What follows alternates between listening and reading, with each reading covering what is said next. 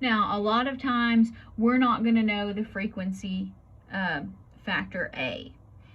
So most commonly when we're going to use the Arrhenius equation, we're going to use the 2-point form. So if you remember back to the chapter on intermolecular forces, this is going to look really similar.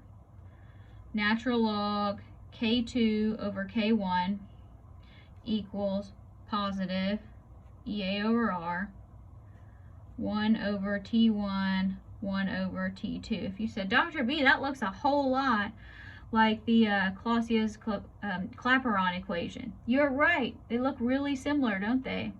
Now, units do matter. So as temperature increases,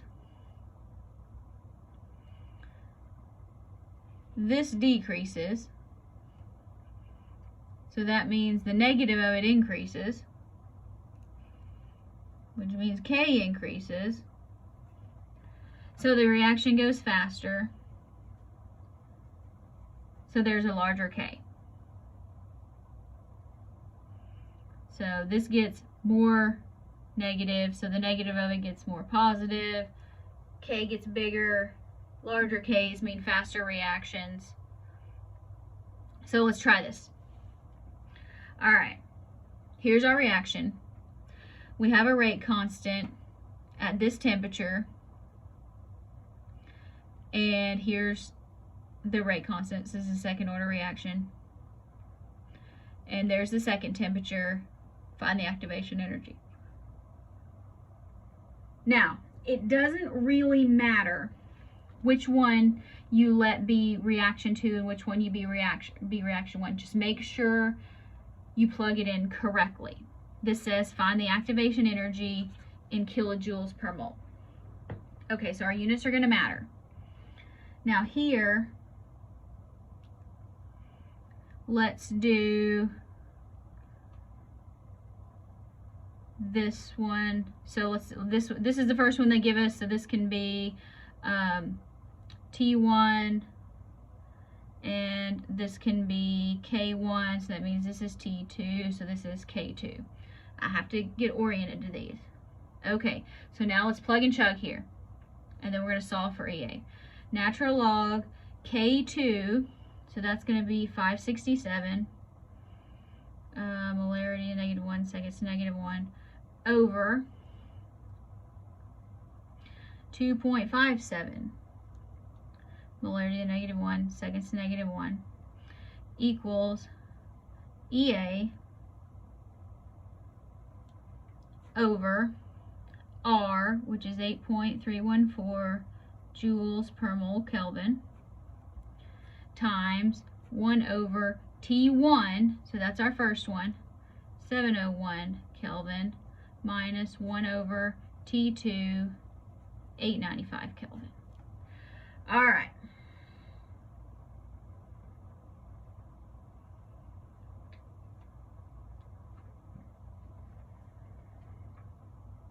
So, let's get some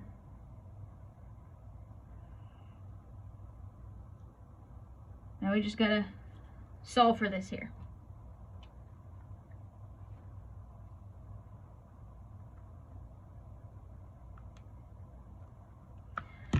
Alright, there's not really an easy way to do it. These units are going to cancel. These units are going to cancel. So let's go ahead, let's find what this is first. So let's take natural log of 567 divided by 2.57. So here we get 5.396 equals EA over 8.314 joules per mole now, times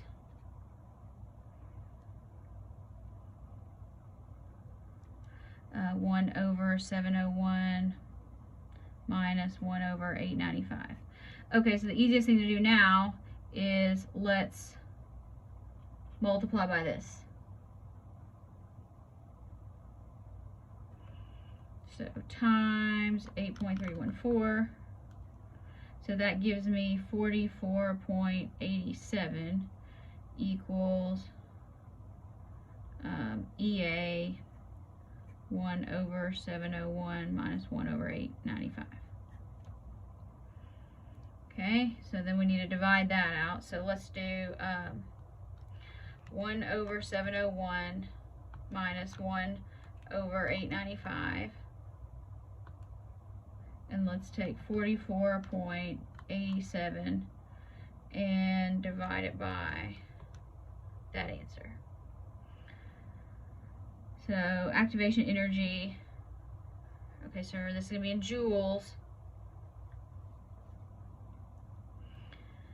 So that gives us 145,109 joules per mole. So that gives us, because see, there's where our joules per mole comes up. This didn't have any units, the kelvins canceled. So when we multiplied, that's where the joules per mole unit comes back in. But this question says we want it in kilojoules per mole. So now that means we divide by 1,000. So that gives us 145 kilojoules per mole is the activation energy.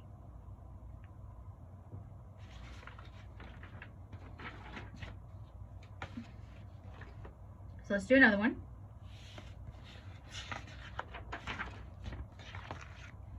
Here we have rate constants, and so this is a two-part question. Here is our first one, temperature, rate constant, second temperature, rate constant. So what's the activation energy? And then it wants to know what's the temperature when K is this. Okay. So now write out the equation we're going to be using.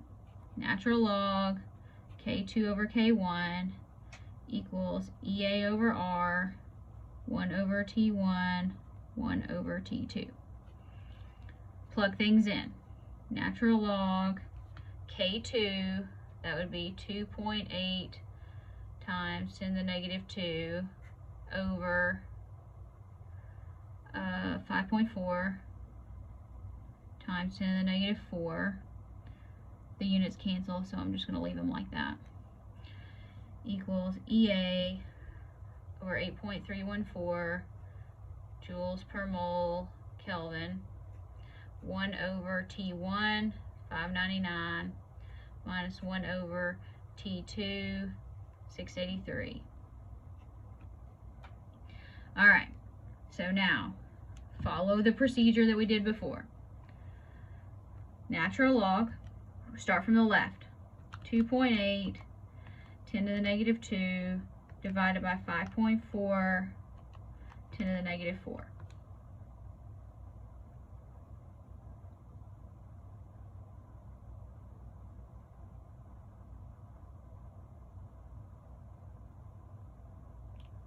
Okay. I think I got that right. Okay, now let's multiply by R times 8.314. So here, yeah, that gave me 3.948 equals activation energy 8.314 joules per mole Kelvin 1 over 599 1 over 683. Okay, so we multiply by that. That gives us 32.83 joules per mole equals activation energy times 1 over 599 1 over 683. We've already canceled out our kelvins. Alright, so now let's do 1 over 599 minus 1 over 683. So let's say 32.83 divided by that. is huge. Now, because that's huge, let's divide by 1,000 for kilojoules. So I got that's going to round to 160 kilojoules per mole is the activation energy. Now, this says, this next question, so that's part A. So here we do part B. This says, what is temperature when K equals 5.0 times 10 to the negative third inverse molarity inverse seconds.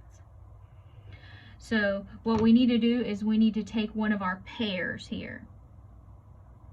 So let's make this be T2 and K2.